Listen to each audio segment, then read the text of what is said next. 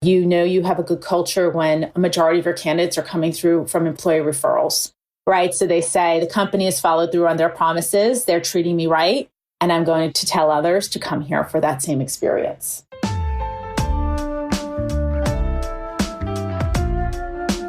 So really creating not only this community, but also a place where I can see that I'm progressing. I'm not just having a good time, but I'm actually also really building my market value for the future.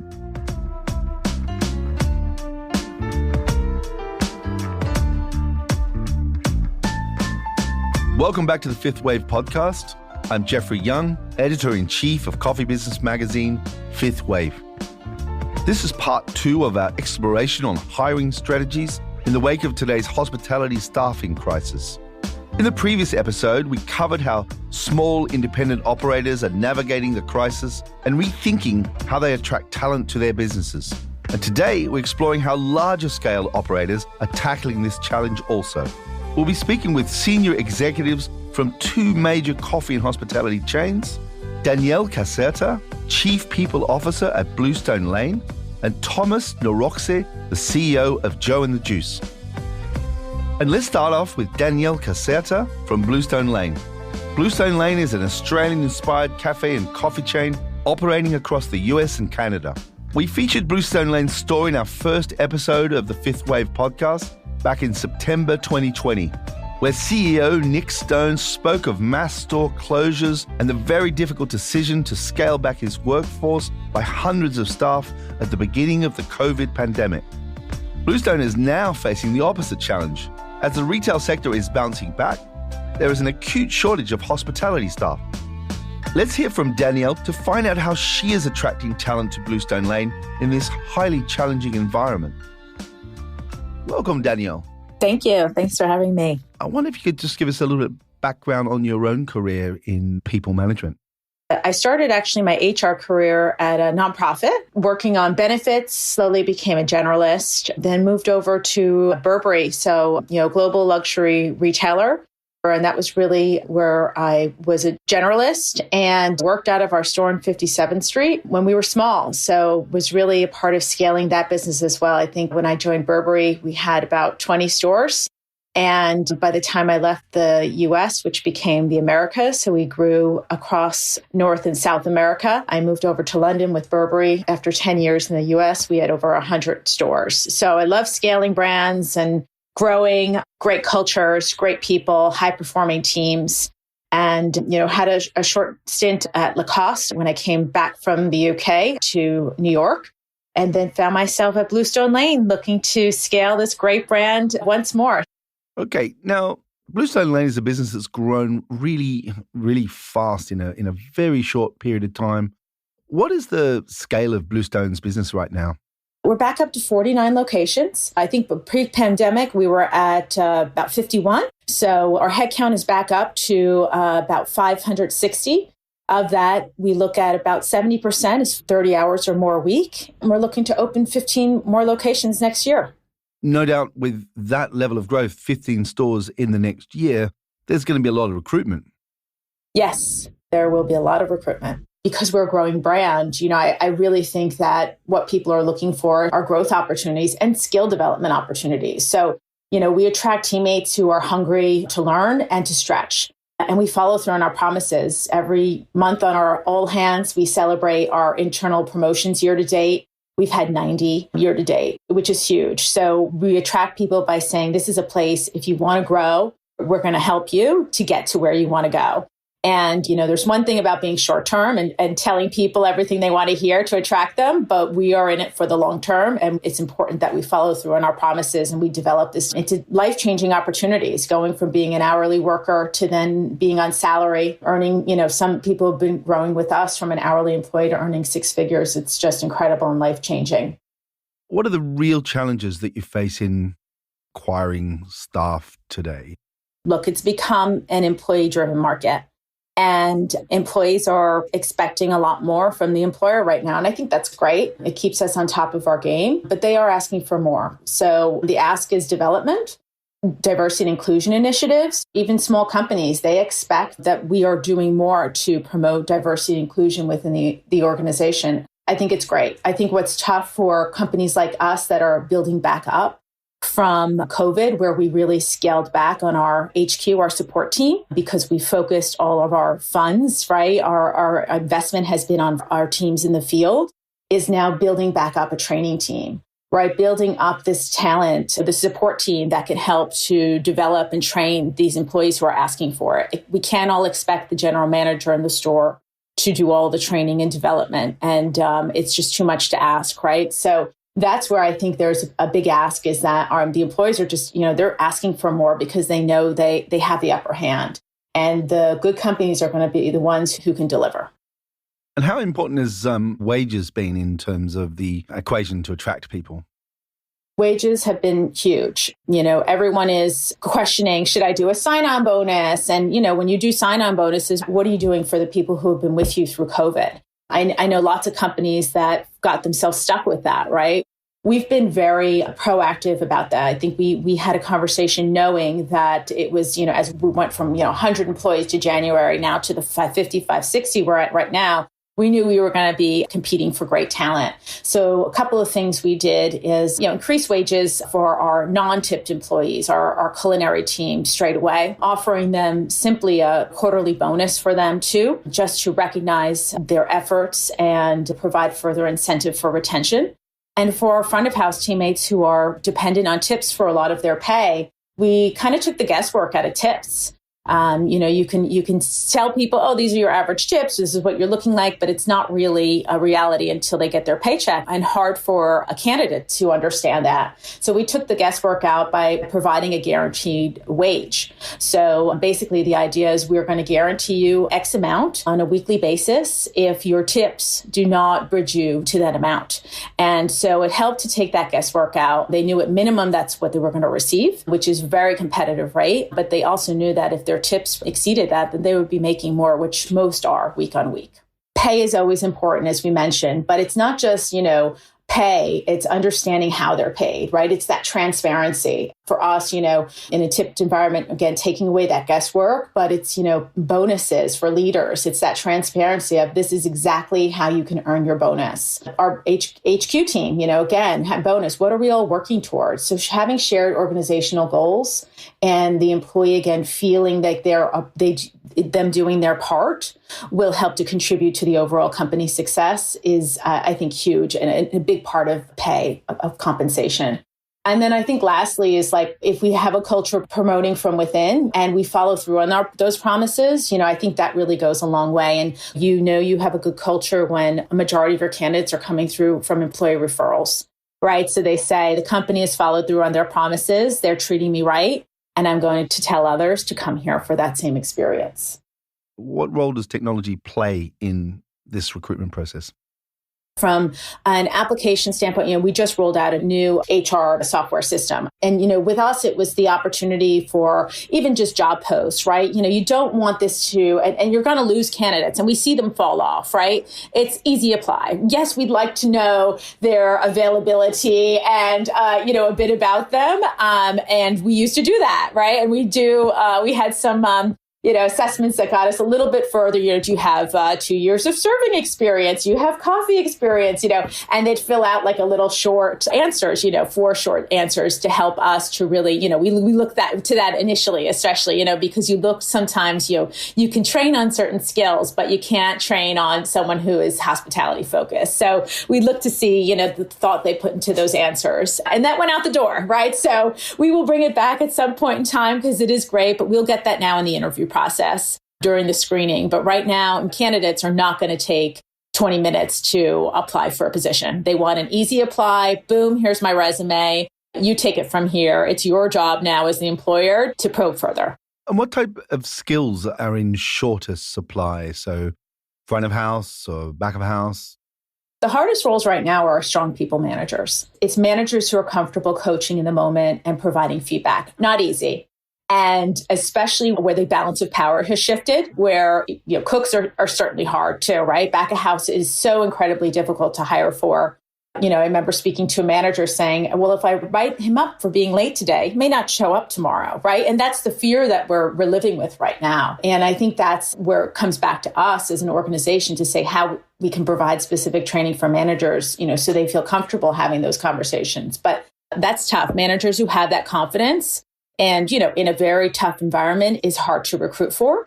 And back of house. So, back of house is being quartered away, $1 more here, $1 more there. The rates have gone up significantly for culinary experience. And, while we are competitive with pay, we are not paying more than industry because we provide great development and we provide a great community for our back of house.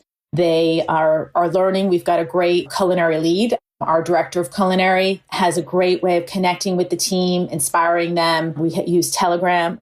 And it's a way of communicating, sharing plating, sharing updates. And we've got this great culture of being proud and being recognized and rewarded for their work amongst their peers. Thanks very much, Danielle, for joining us here today on Fifth Wave. Thanks, Jeff. It was fascinating to hear how Bluestone Lane is modifying its approach to better attract talent, such as offering quarterly bonuses and guaranteeing income stability. It's also interesting to hear how Bluestone has scaled back its online recruiting process by shifting the application burden away from the applicant by asking fewer questions up front. So now to complete this episode, let's speak with Thomas Nørøxe, Chief Executive of Joe and the Juice. Joe and the Juice was founded in Denmark in 2002 and has a core product offering of handmade juices, flatbreads, and espresso coffee. From its inception, Joe and the Juice's culture has been based on team empowerment and self-expression. For instance, their bar managers are generally given more autonomy compared to rival chains, and their product philosophy is always handmade. Thomas began his career as an investment banker before entering the world of private equity, and then joined Joe and the Juice in 2019 as Chief of Staff. And in June 21, he stepped up to become CEO. Let's hear from Thomas which hiring strategies he's employing in this challenging environment.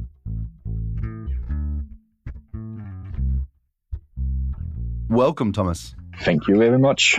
I remember those early days when Joe and the Juice had launched in London, and the Allegro research on coffee reports, I'd see that Joe and the Juice is a very small brand, and then launching in London. First store was Regent Street, I believe, and it was exciting. And that's probably at least 12 years ago now. Where is Joe and the Juice now? You've expanded many parts of the world. And how many stores, how many countries? 16 countries, 300 units. Wow. 240 of them in the European markets and 60 of them in the US. Yeah, I remember exciting times meeting the guys when you were launching in New York, and you guys participated in the first ever New York Coffee Festival down on Lexington Avenue, and what a fuss you made in terms of the excitement at the first New York Coffee Festival. It's been an amazing journey to see how far that brand has gone in a relatively limited amount of time. So how many people in the Joe and the Juice team? More than 2,000. So really, really expanding, and very proud to have so many nationalities really speaking the same voice. And that's really one of the things that's so important to us is you won't only hear me talking about the products, but as much about our people. So today's topic is on recruitment and sort of people management. So 2,000 people, that's a lot of people. What is it like in today's market? Is there a shortage of staff as far as Joe and the Juice is concerned? Depending on geography, and you can say that mature markets, I've been in the Nordic markets, and it's quite remarkable looking at the Nordic markets because attracting people to our industry in the Nordic market is also a challenge. But in the Nordic market, we have created a community, so you don't only join Joe and the Juice. Of course, no one would work without a salary, but they get so much more than just a salary. You really become part of a team and offer them so much more outside of their shift, and really have the aim of creating some very skilled, confident young people. And they see that when you meet people in town, and they're proud of saying that if they work with Joe and the Juice. And clearly some of these things that we see in the Nordic market, we try to do when we go to the other markets like the UK and the US.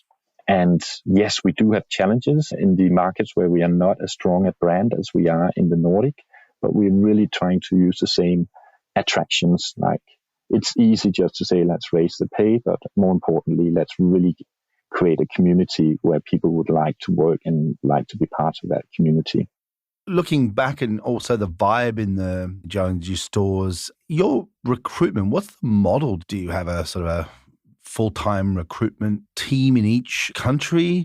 Or is Joe and the Juice's recruitment done via the sort of the community and the baristas and the team? I mean, it's interesting because it seems like there's a lot of teamwork. It is a lot of teamwork, and clearly if we can get referrals, that's the best people, because we also get the quality stamps from already people working in our bars and are proud to sell it to their friends. In the US, they early on in this year also realized that, yes, there will be some staff challenges, and they expanded their recruitment team and really also started with this referral program for current staff that has had a lot of effect. And at the same time, just trying to be more visible there, both online but also in the stores. And it has an impact.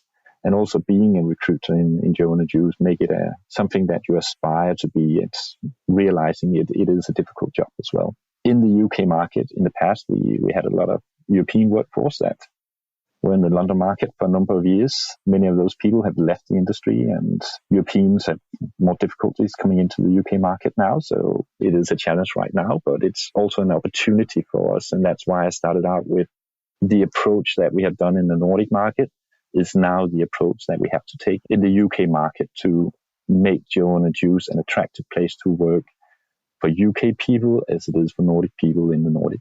What is it that you're actually selling to your staff in terms of why would somebody join Joe and the Juice? Because it's a fun place to be, because we have a cultural offices that arrange like the soccer teams. You can go to yoga classes. We try to make competitions between the bars, invite people out for dinners if they have achieved some good turnovers or some other competitions or KPIs, but done it in a way where you really try to make some fun into it. And it's very interesting. It's like last Friday was Black Friday, and someone would call it a turnover day, but in Joe and the Juice, we call it the cultural day, where everyone is set up to beat the turnover targets, really prepare for it in advance, and really thrilled if they can beat some of the neighboring bars. And then we give them a dinner. Oh, fantastic. So do a lot of it, not as much as an individual, but more as a team. See, the other thing that we also try to do is really invest in the personalities that we recruit, so you can wear your own clothes and thereby feeling comfortable in who you are also when you are at work. Right. The other thing that we really are doing now in the Nordic, again, where we are a more established brand, is that we create a career path for our juicers. So you come in, and after a period, you can get a referral by one of your superiors and enroll on our talent program. It's an 18 months program where we have teamed up with some of the business academies in Denmark. So we offer a combination of in-bar training and some leadership training from these academies. And it's an excellent gift to get when you are in your early 20s. Doing that program as well, we offer you to go to another city. So you can go to Amsterdam or to Paris on a 3 months program. And when you have done your program and you get your diploma and graduation, if you feel like more time outside of your home market, we can offer you the opportunity to go to London, go to New York. So really creating not only this community, but also a place where I can see that I'm progressing. I'm not just having a good time, but I'm actually also really building my market value for the future within Joe and the Juice. Once you've kind of identified a candidate, what's the process in terms of joining the team? Is it trial shifts? Yeah, we have our campuses where we will give you the first week of training. It depends from market to market how they approach it, but in general, a week's training to learn all the basics before you're being sent out in the bars. What's next for Joe and the Juice? COVID has been bad for all of us, but for us, it also gave us the opportunity to really shape up and clean up. And we are ready to grow now, and we have the full support of our owners. So we are just going to expand, and we are going to double our store base over the next 5 years. Wow. And we will do it in the markets where we are already today to really scale up our operations in each market. And I say it with some degree of confidence, given that when you are in so many markets as we are, then you don't need that many stores in Chicago to all of a sudden then get up to that 20% growth rate. So doubling your growth within the same markets you currently are. Correct. So with real focus on Europe and the US. And we greatly benefit from also seeing trends in certain markets and then seeing this is what really trending in New York. And we really also benefit from sending our people to new markets. And by growing, we also offer the opportunities to the people who want to pursue a career because they can see that the road to get your own bar is there. Thanks so much, Thomas, for joining us here today. Thank you. So I'd like to reiterate the key hiring philosophy Thomas mentions. He's trying to create a fun, gamified, positive team culture across the entire group by giving high-performing juicers plenty of perks, international experience, and the opportunity to one day manage their own Joe and the Juice venue themselves. Getting it right then means his employees will refer their own friends, which then becomes one of the most powerful sources of attracting new talent. Reflecting back on these 2 episodes, for operators of all sizes, the solution to this staffing crisis lies in creating a distinctive culture that is both empowering, rewarding, and provides career development. And it's clear to me that flexibility within a framework, positive team culture, and brand attractiveness are the keys to securing the best possible staff. And that's all this week for the 5th Wave podcast. Please subscribe to the 5th Wave wherever you get your podcasts, and we'd really appreciate a good rating if you enjoyed this show. Also, follow us on Instagram at 5th Wave Coffee.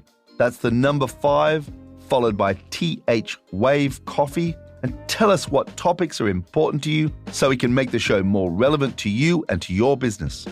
This episode was produced in the one and only Serendipity Studios in glorious Camden, North London. It was produced by myself, Jeffrey Young, the World Coffee Portal team, James Harper of Filter Productions, and sound engineering by Chris Bristow. And for this week's song from the Coffee Music Project, here's About a Thing by Texas-based artist Julia Cole. Have a great week, and until next time, stay safe and stay caffeinated.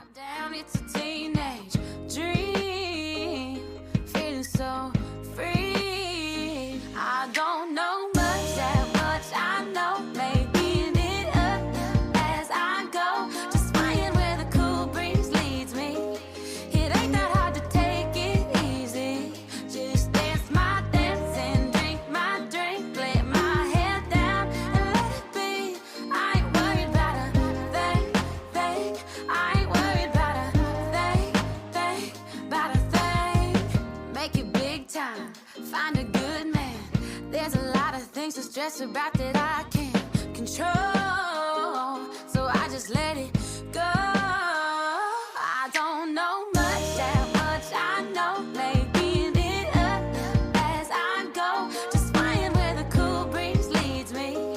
It ain't that hard to take it easy, just dance my dance and drink my drink, let my head down and let it be. I ain't worried about a thing, I ain't worried about a thing, about a thing.